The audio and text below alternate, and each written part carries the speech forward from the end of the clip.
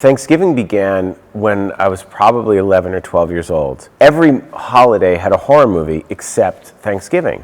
So we were always waiting every November for, when is Hollywood going to make a Thanksgiving slasher film?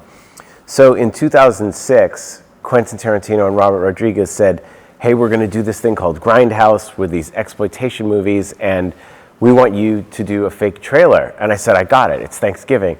So there was no plot, but we had all the deaths already figured out.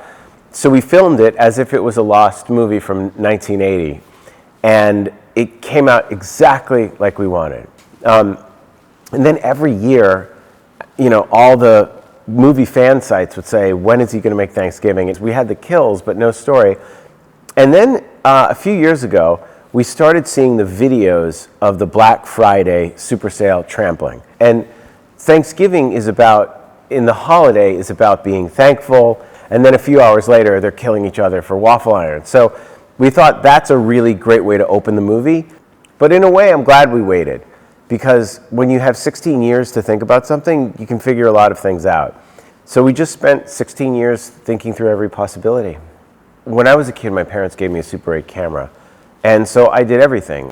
I like going to the supermarket and buying the ketchup for the blood and the guts. I like filming it, and I'd like the editing and putting together, and then showing it to a group of people and seeing if they scream or have fun, and it was the most satisfying feeling.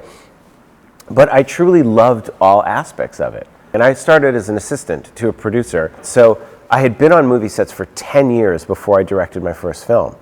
So everyone has their own path. I made 3 movies before I was an actor in Inglorious Basterds. And I thought that this was another way to challenge myself and to reinvent myself as an actor's director. I think working as an actor really, really gave me an understanding of what the actors go through and their process and what they need.